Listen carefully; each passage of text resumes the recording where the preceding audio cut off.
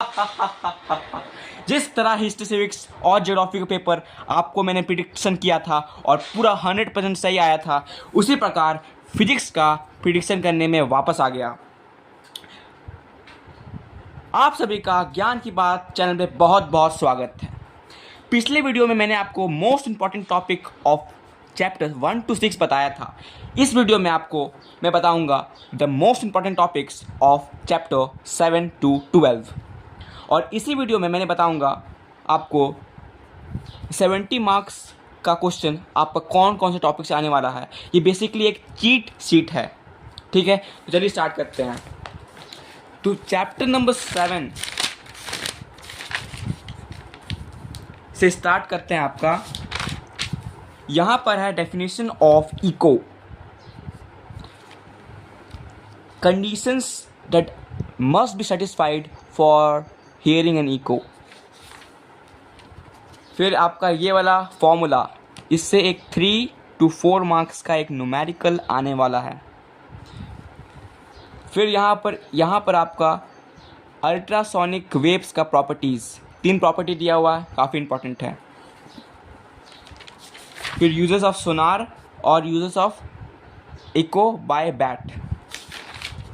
फिर यहाँ पर वाइब्रेशंस में आपका तीनों में से एक ना एक वाइब्रेशंस पक्का पूछने वाला है और इस बार मोस्ट चांस है रेजोनेंस के बारे में पूछने का और नेचुरल वाइब्रेशंस का क्वेश्चन पूछने के लिए। फिर रेजोनेंस का आपका एक्सपेरिमेंट्स, ये 2 एक्सपेरिमेंट काफ़ी इंपॉर्टेंट है, टिक कर लीजिए इसको।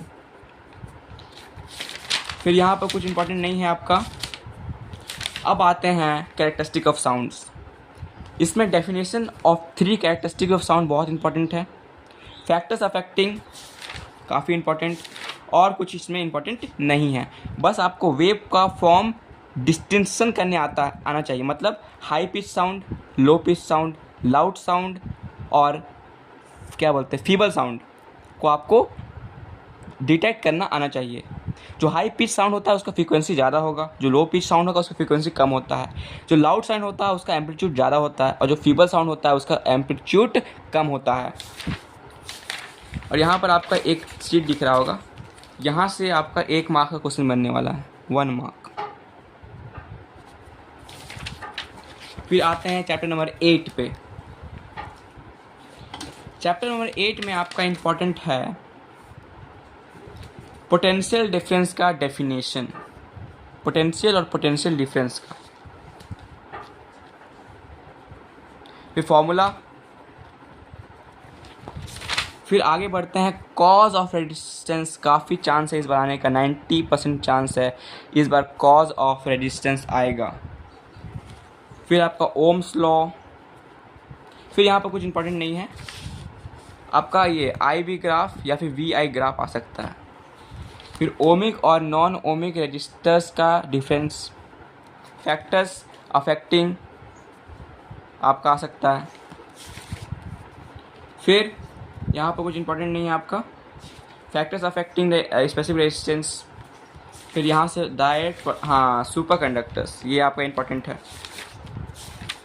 फिर यहाँ पर इस पार्ट से डेफिनेशन आ सकता है, ये तीनों का एक आएगा कोई ना कोई, ठीक है। और इसके बेस्ड एक न्यूमेरिकल आता है। आपको मैं चीट शीट जो आपको इस वीडियो में बताने वाला हूँ उसमें सब मेंशन है। फिर आपका पैरेलल कॉम्बिनेशन और सीरीज कॉम्बिनेशन कंबाइन करके एक डायग्राम आता है, डायग्राम बेस्ड के 3 to 4 मार्क्स का क्वेश्चन निकलता है। फिर आते हैं चैप्टर नंबर 8C।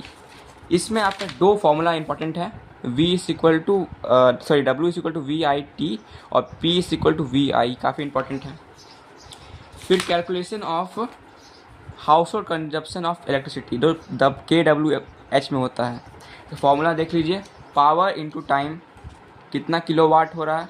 पावर आप वाट में ले सकते हो, वाट में लोगे तो आप 1000 डिवाइड कर दो। तो ये फॉर्मूला काफ़ी इंपॉर्टेंट है। फिर आपका हीटिंग इफेक्ट ऑफ करंट। फिर आता है चैप्टर नंबर 9 में। चैप्टर नंबर 9 में आपका एडवांटेजेस, ये 3 टॉपिक काफ़ी इंपॉर्टेंट है पहला पार्ट से। फिर दूसरे पार्ट में आपका है फ्यूज़ का प्रिंसिपल, जो आपका हीटिंग इफेक्ट ऑफ करंट में वर्क करता है।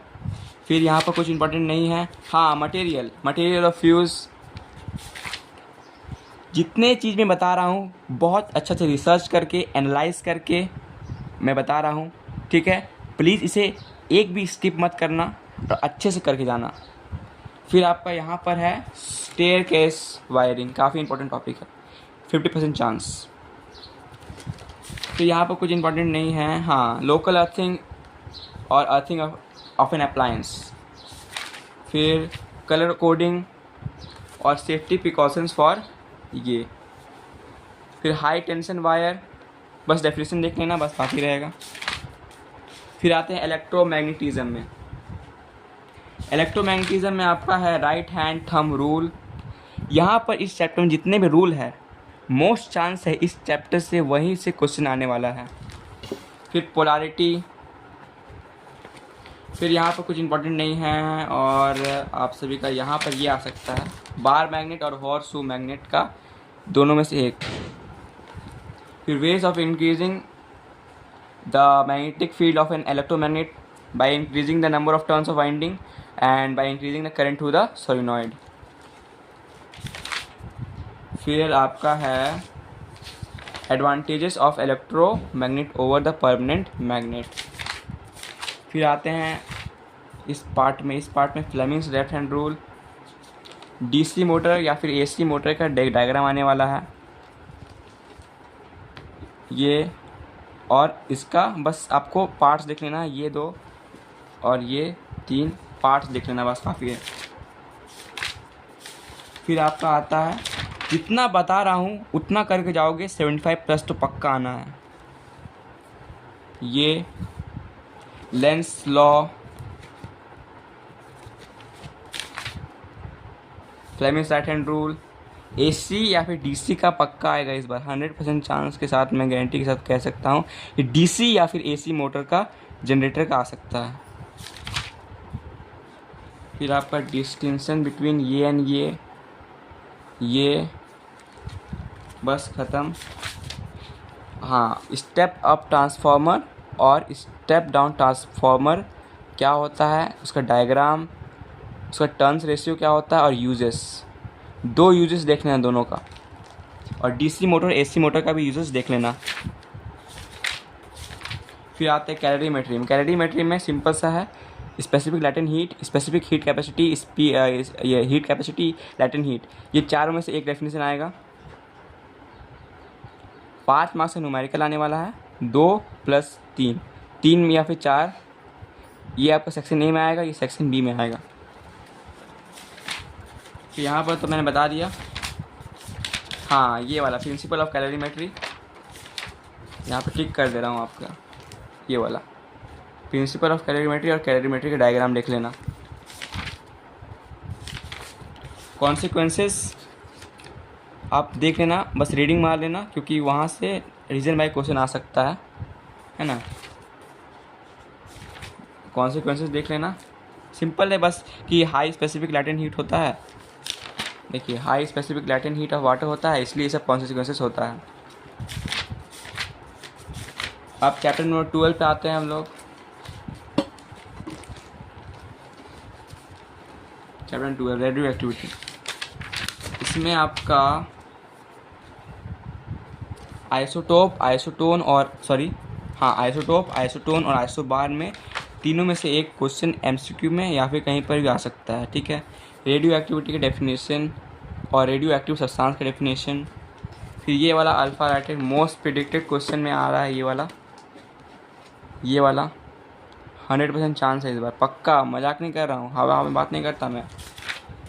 फिर ये वाला देख लेना, ये वाला सीट देख लेना।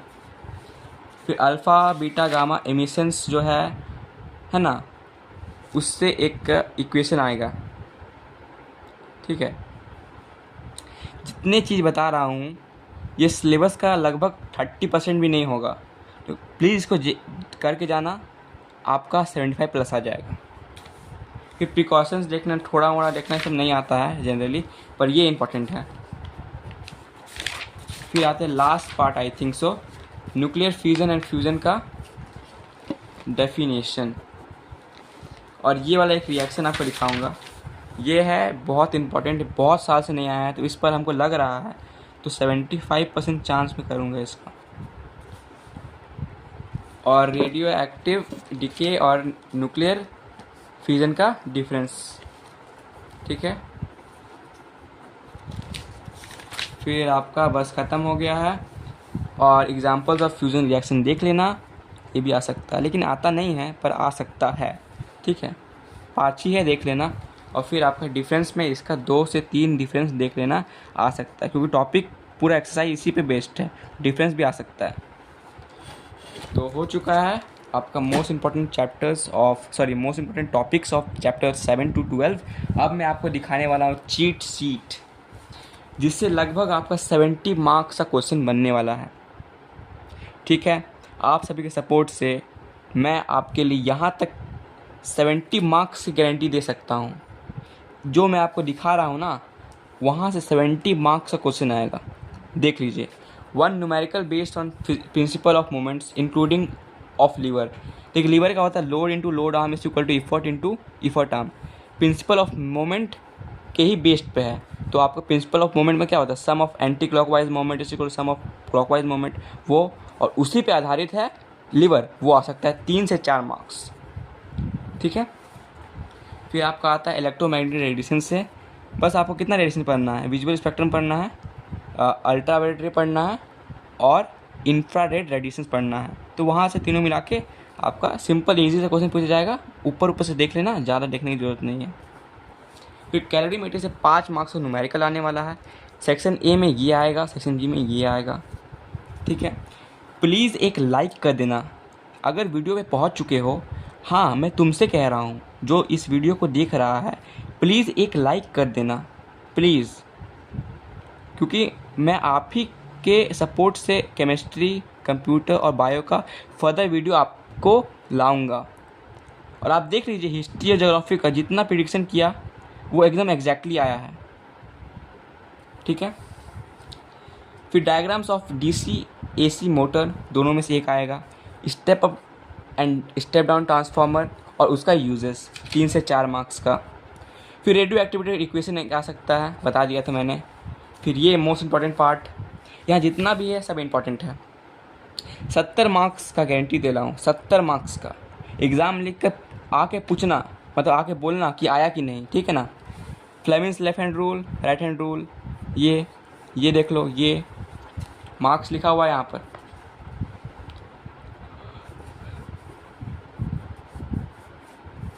ये KWH और हीटिंग इफेक्ट ऑफ करंट किस पे डिपेंड करता है, ये दो फॉर्मूला।